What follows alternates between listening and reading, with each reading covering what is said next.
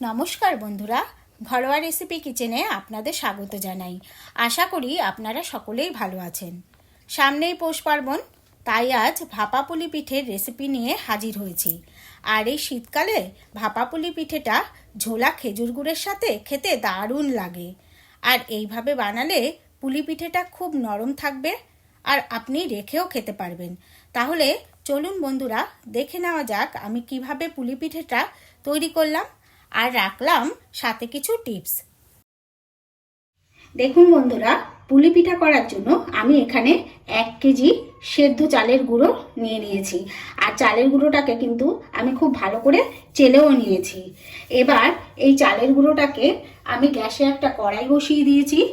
এই কড়াইয়ের মধ্যে চালের গুঁড়োটা ঢেলে আমি 2 থেকে 3 মিনিট একটু হালকা নাড়িয়ে নেব।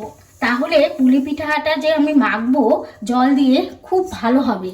দেখুন আমি হালকা 2 থেকে 3 মিনিট একটু নেড়ে নিয়েছি। এটা কিন্তু হালকা একটু গরম হয়ে গেছে। এবার এটা আমি নামিয়ে নিয়েছি। এবার স্বাদ অনুসারে আমি এখানে একটু লবণ দিয়ে দিলাম। এবার এই লবণটাকে এই চালের গুঁড়োটার সাথে খুব ভালো করে মিশিয়ে নেব। আর এদিকে আমি একটা পাত্রে জল বসিয়ে দিয়েছি।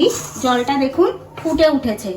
এবার কিন্তু এটা আমার গরম এই ফুটন্ত জল দিয়েই মেখে নিতে হবে। দেখুন লবণটা আমি খুব ভালো করে মিশিয়ে নিয়েছি। এবার অল্প অল্প, আমি একবারে কিন্তু জলটা দেব না, অল্প অল্প জল দিয়ে এটা ভালো করে মিশিয়ে নেব।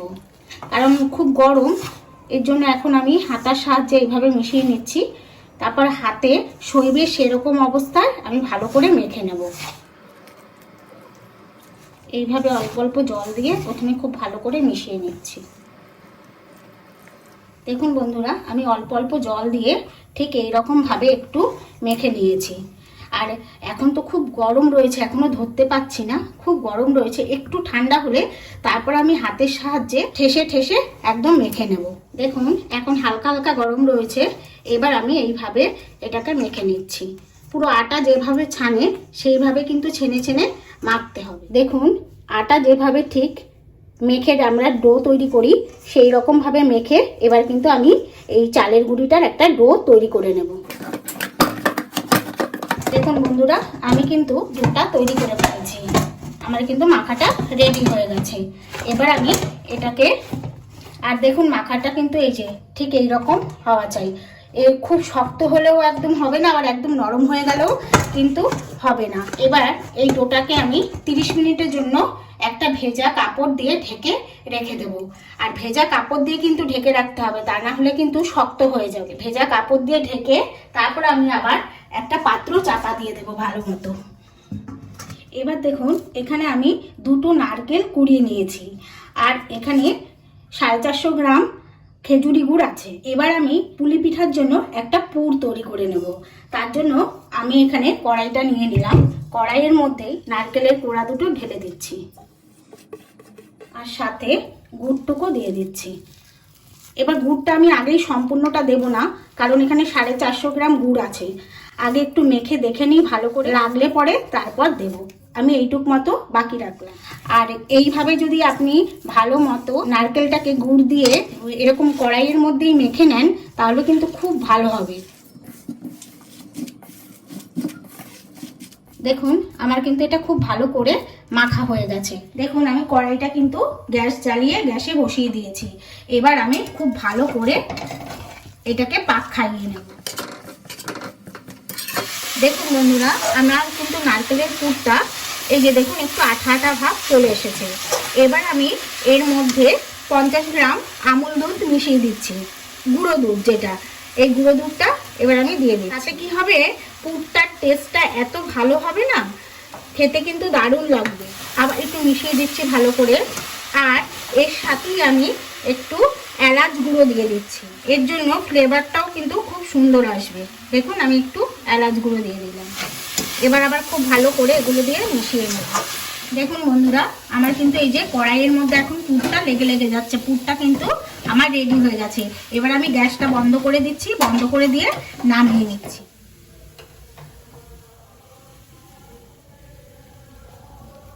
দেখুন বন্ধুরা, আমার পুরটা কিন্তু এই যে সম্পূর্ণ রেডি হয়ে গেছে।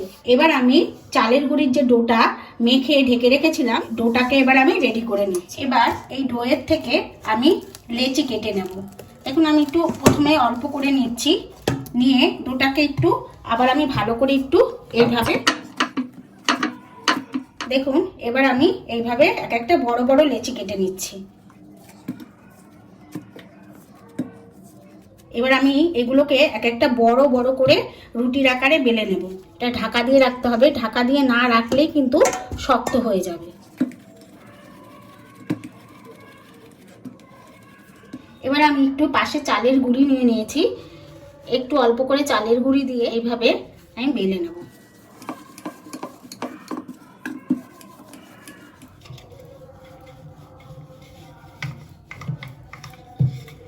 এরকম ভাবে বেলে আমি এক একটা করে এরকম শেপে একটা বাটি নিয়েছি, আমি বাটিতে এইভাবে চাপ দিয়ে আমি এক একটা করে এই রকম সাইজের, দেখুন ঠিক এইরকম থিকনেসে এইরকম সাইজের এক একটা করে এরকম রুটির মতো তৈরি করে নেব। দেখুন এই যে আমি আবার বাটির সাহায্যে একটা কেটে নিলাম। এইভাবে আমি কতগুলো কেটে নিয়ে তারপর পুর ভরে নিচ্ছি। এতে কি হবে, মাপটা কিন্তু সম্পূর্ণ সমান থাকবে, একটাও ছোট বড় কোনো রকম হবে না। এবার আমি একটু এই যে এইভাবে পুর ভরে নিচ্ছি।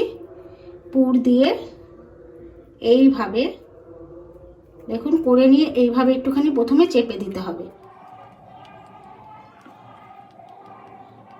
তারপর এইভাবে আমি একটা ডিজাইন করে দিচ্ছি।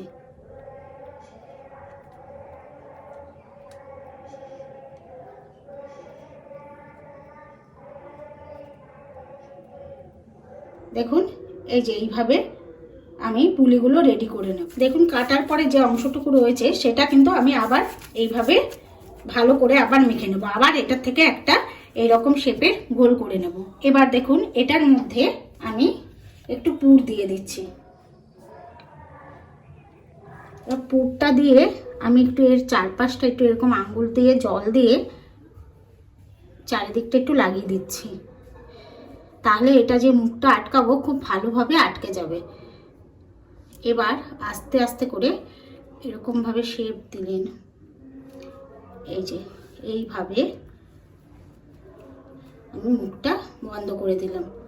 বন্ধ করে দিয়ে এগুলো একটু চেপে পাতলা করে নিচ্ছি। এরপর আমি এখানে একটা ডিজাইন তৈরি করে দিচ্ছি। আপনারা যে যেরকম ইচ্ছা ডিজাইন তৈরি করতে পারেন, আপনি দেখুন এইরকম ডিজাইনটা দিয়ে দিচ্ছি। এটা কিন্তু পুলিতে দেখতে খুব ভালো লাগে। এইভাবে আমি সমস্ত পুলিগুলোকে রেডি করে নেব। দেখুন বন্ধুরা, আমি কিন্তু এতগুলো পুলি রেডি করে ফেলেছি। এবার এটা করলে তারপরে আমি ভাপে বসিয়ে দেবো। আর দেখুন আমি এখানে একটা পাত্রের মধ্যে জল বসিয়ে দিয়েছিলাম, জলটা কিন্তু ভালোভাবে ফুটে গেছে। এবার আমি এর ওপরে একটা এরকম ছিদ্রযুক্ত থালা দিয়ে দিচ্ছি। এবার এই থালাটা দিয়ে আমি এই যে এই পুলিগুলো ভাপে করব, তার জন্য এবার এক এক করে এর ওপরে আমি সাজিয়ে দিচ্ছি। আর এই ভাপা পুলিটা খেতে কিন্তু খুব সুন্দর হয়। এইভাবে যতগুলো ধরবে আমি দিয়ে তারপরে আমি আবার ঢাকা দিয়ে দেবো ওপর দিয়ে একটা, আর আমি এটাকে 15 মিনিটের জন্য হতে দেবো ঢাকা দিয়ে। দিয়ে এবার আমি ঢাকা দিয়ে দিচ্ছি ভালোভাবে। আর দেখুন যেন ভাপটা না বের হয়, তার জন্য ছিদ্রটার মধ্যেও আমি একটা কাগজের টুকরো ভরে দিয়েছি। দেখুন বন্ধুরা 15 মিনিট হয়ে গেছে। এবার আমি ঢাকাটা খুলে একটু দেখে নিচ্ছি। হ্যাঁ দেখুন আমার পুলিটা কিন্তু এই যে একদম ভাপেটা রেডি হয়ে গেছে। এবার দেখুন এটা কিন্তু দেখুন এইভাবে তুলতে গেলে উঠবে না, কিরকম আটকে আটকে যাচ্ছে। এর জন্য আমি ওপর থেকে একটু গ্যাসটা এখন একদম লো করে দিয়েছি, আর ওপর থেকে একটু ঠান্ডা জল দিয়ে দিচ্ছি। তাহলেই দেখবেন যেই থালাটা ধরে আমি একটু নাড়া দেবো সব কটা পুলি কিন্তু উঠে যাবে। এই দেখুন সব কটা পুলি কিন্তু উঠে গেছে। এবার আমি একটা পাত্রে ঢেলে নিচ্ছি। সব সময় ভাপা পুলি করলে পরে এরকম একটু ওপর থেকে ঠান্ডা জল দিয়ে দিলে আপনাদের আর তুলতে কিন্তু কোনো অসুবিধা হবে না। আবার বসিয়ে দিয়ে আমি যে বাদবাকি পুলিগুলো রেডি করে রেখেছি, এই যে দেখুন এগুলো আবার আমি ভাপেতে বসিয়ে দিচ্ছি। এইভাবে আমি সমস্ত পুলিগুলো ভাপে করে নেব।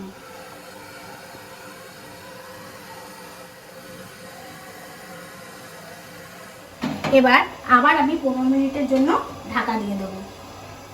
দেখুন বন্ধুরা, 15 মিনিট আবার হয়ে গেছে, আর আমার দ্বিতীয়বারের ভাপানোগুলোও কিন্তু রেডি হয়ে গেছে। এবার আমি আবার এই যে উপর থেকে একটু ঠান্ডা জল দিয়ে দিচ্ছি। বন্ধুরা, এবার আমি একটা প্লেটে ভাপা পুলি পিঠেগুলো সাজিয়ে রেডি করে নেব। আর বন্ধুরা, একবার এইভাবে ভাপা পুলি পিঠে তৈরি করে খেয়ে দেখবেন। ভালো লাগলে অবশ্যই একটা কমেন্ট করে জানাবেন, ভিডিওতে একটা লাইক দেবেন আর সবার সাথে শেয়ার করবেন। আর নতুন বন্ধুরা, আমার নতুন নতুন রেসিপি পেতে চ্যানেলটি সাবস্ক্রাইব করে বেল আইকনটি প্রেস করে দেবেন পরবর্তী ভিডিওর নোটিফিকেশন পাওয়ার জন্য।